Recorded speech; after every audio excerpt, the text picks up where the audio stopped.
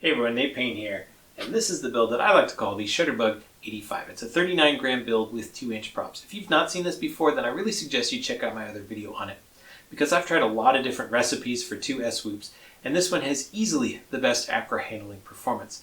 You know, I've spent a lot more time with it now, and it just continues to blow me away. I love this build. But today I'm going to show you what happens if you take a build like that and add an HD camera like this. Now that's obviously going to increase the weight significantly, and yes, that will hurt the performance some, but it's still way lighter than most HD drones, and it's also relatively quiet, and this frame makes it relatively safe and durable.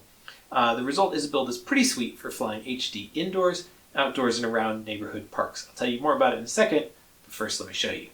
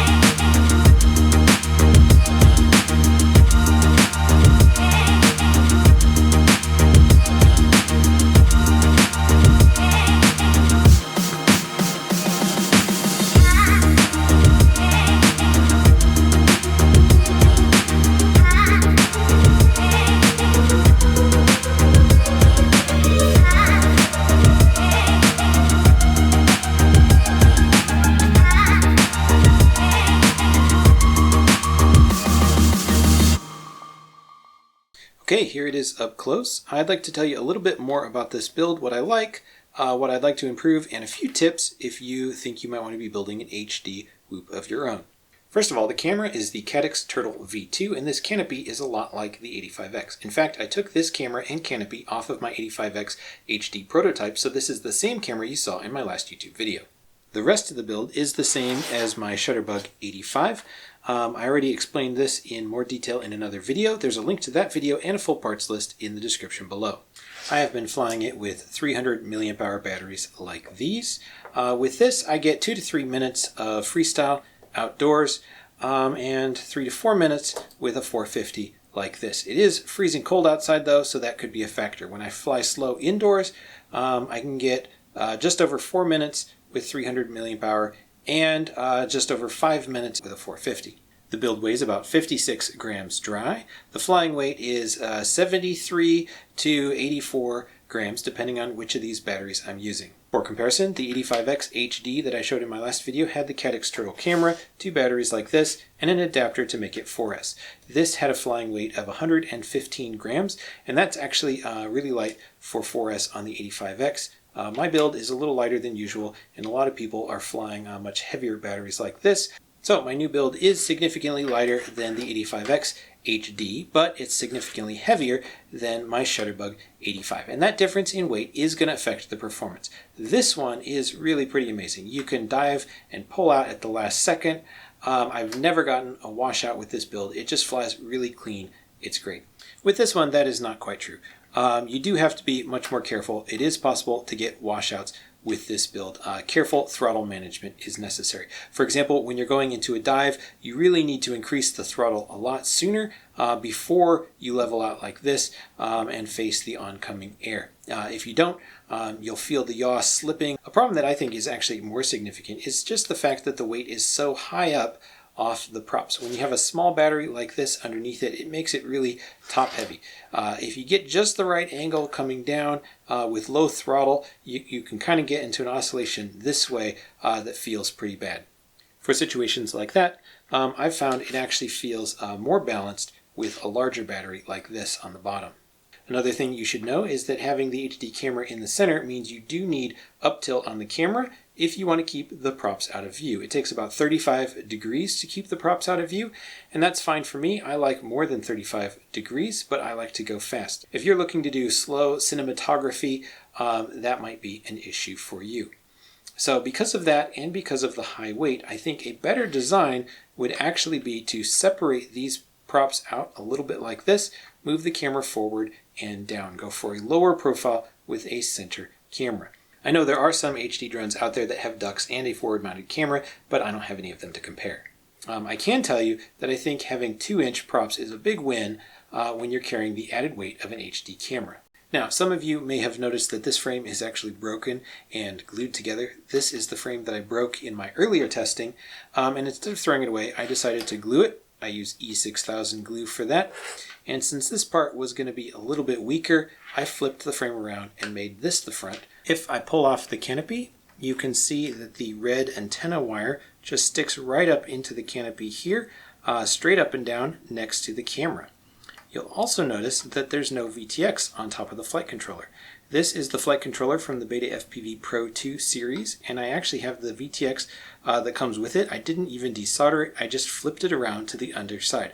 There's tons of room under this frame because there's no ESC board or a separate receiver down there, and the antenna I just ran along the back like this. I used to use zip ties to attach my antennas, but zip ties are actually pretty sloppy when you need to connect two things that make a right angle. These rubber bands are way simpler and easier to remove. I don't think this all-in-one board has a big enough 5-volt regulator to run an HD camera off the 5-volt line, so instead I've plugged it in here. This camera is running off of 2S battery current.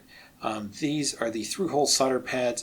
My main power lead connects to the underside right there. Now, the Turtle camera normally uses a 4-pin connector, and the last pin is a signal wire for this remote that you would use to set it up. For my build, I chose to actually just use 3 wires to a 3-pin connector. It plugs into the spot for 4 pins, but the last pin is unused. And I did that because this connector is something I can use on other cameras and canopies that I have, making it easier to swap my components around. For example, if I wanted to switch it to standard definition, I could use a mount like this with the EOS 2. It has the same pin order. Connector would just plug in there and a canopy like that. Pretty easy. Now, I've been pretty happy with the picture from the Caddx Turtle V2 camera overall, but you may have noticed on the cloudy day that a few of the shots looked a little bit misty or soft focused. What happened was I've been flying this all week. I've crashed into the snow many times. I've gotten this thing completely drenched and had to dry it out. I waterproof all of my electronics as well as I can, and luckily I haven't had any major problem with that. The problem was actually I started getting moisture inside of the lens, so that's what you're seeing with that.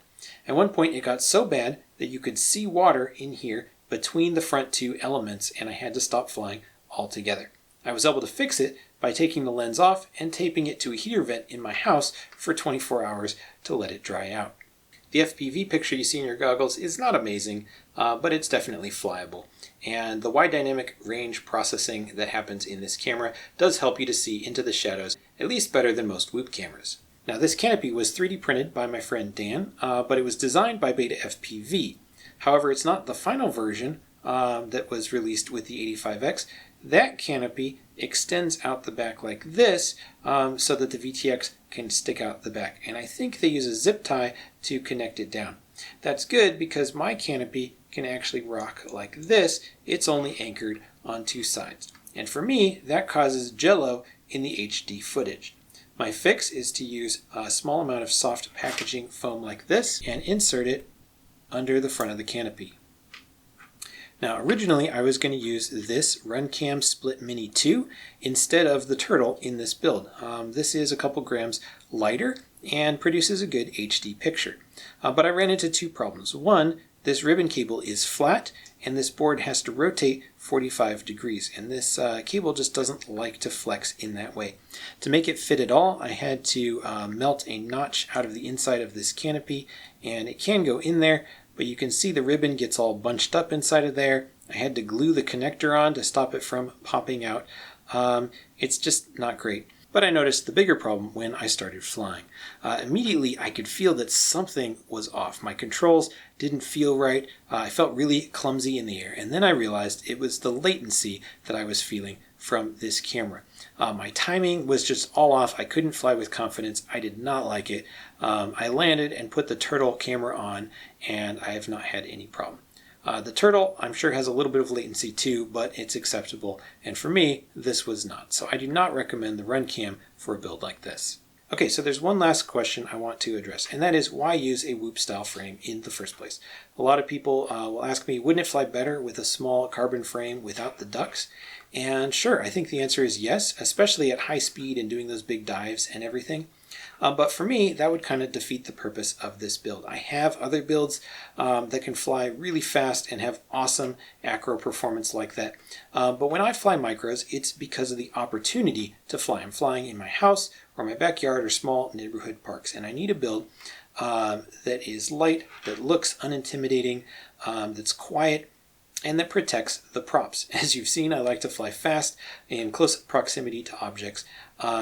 And this build lets me bounce off of things and keep on flying. I can often recover in the air, or if I land on the ground, I can use turtle mode to flip back over, even in the grass. The props are really great for that. Now, this build has ducts and it flies absolutely amazing. So hopefully in the future we'll be able to have this kind of flight performance and record HD, but we're not quite there yet. In the meantime, this is what I have. That's it for now. You can leave your questions and comments down below. And don't forget to like and subscribe if this kind of information is helpful to you. I hope it is, and I hope it helps you get out there and enjoy the awesome hobby of micro FPV. Happy flying.